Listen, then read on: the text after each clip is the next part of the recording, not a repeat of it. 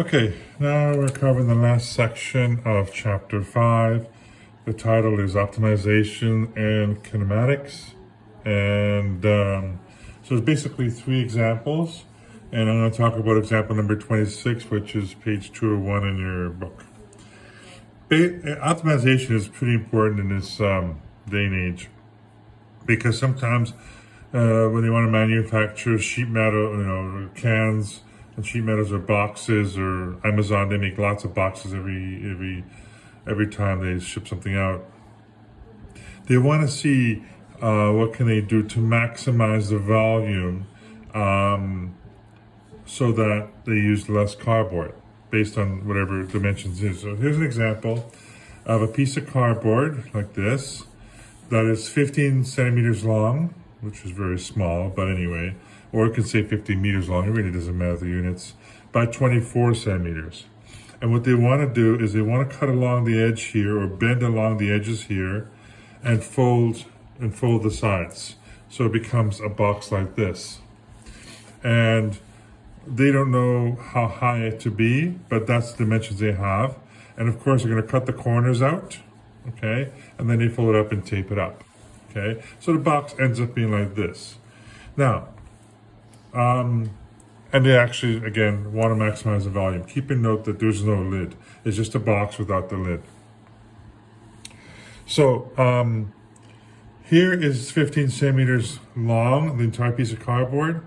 If you have an X here and you have an X here, then this length here would be 15 minus 2X. And the same thing over here. If this is 24, then it would be 24 minus 2X. There's an X here and X here. Okay? So the box will look like this in 3-dimensional. 15 minus 2X on one side, 25 minus 2X on the other side, and of course the height will be X. And they want to maximize the volume, so the volume, as we all know, is length times width times height. The length is 15.2x, the width is 15 minus 2x, the width is 24 minus 2x, and the height is just x. When you work it out, simplify it, you're going to get 4x cubed minus 78x squared plus 360x. Okay? Now, before I move on, here's the graph. Here's a graph, and just ignore the other graphs, but just look at the red one. This is the actual volume graph. So the volume equals 4x cubed minus 78x squared plus 36x. So there is the volume graph. Okay, and this is the x-axis right here. We can see it maxes out here, and it minimizes there. So we need to find where it maxes out. So go back to here. So of course, to find a max, it's a plateau. So you have to take the derivative of it, as we've always been doing.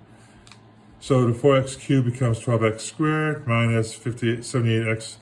Take the derivative of this, it becomes 156x. Derivative of this is just 360. Again, we make it 0 because we want to find a plateau. Now the plateau, again, it's just a horizontal line, okay? But it doesn't specifically tell you if it's a min or a max. You have to figure it out. So anyway, make this whole thing equal 0. We factor out the 12, and then you divide both sides by 12. So basically what you're doing is canceling the 12 on one side. And then using my chart here, which you can look at it later, we factor out x minus 10 and x minus 3 equals 0. So there are actually 2 solutions. One is 3 and the other one's 10. And if you look at the graph, you can see here is the derivative function. V prime, or volume prime, equals 12x squared minus 15x plus 30. It hits 0 over here, 3, and 10. Which makes sense because it plateaus here at 3 for the volume, and it plateaus here at 10 for the volume. Okay, but again, we don't know if it's in or max. We see the graph, but in terms of algebraically, we don't know what's the min or max. Okay, so which one is valid? Okay, so what I did was I take x equals 3 and I plugged it into the volume equation. So it's basically in here. So 15 minus 2 times 3, bracket 24 minus 2 times 3 times 3. The answer is 486 centimeter cube. Okay, so that's the maximum possible volume. If I plug in 10 now, we have here, look at the first one, 15 minus 2 times 10. That's 15 minus 20, which gives you minus 5.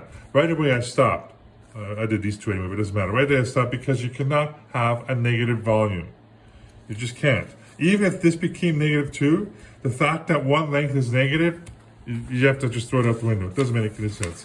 And you can see from here, at 10, you notice that the volume, when we actually plugged in, even if I work this out, it becomes 200, right? Minus 200.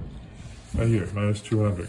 So you can see that's actually below the x-axis. So you cannot have a negative volume. So you can discard it completely. All right? So now, I'm taking double derivative, okay? And we all know about concavity, right? So if I take a double derivative, from here, this will be 24x minus 156.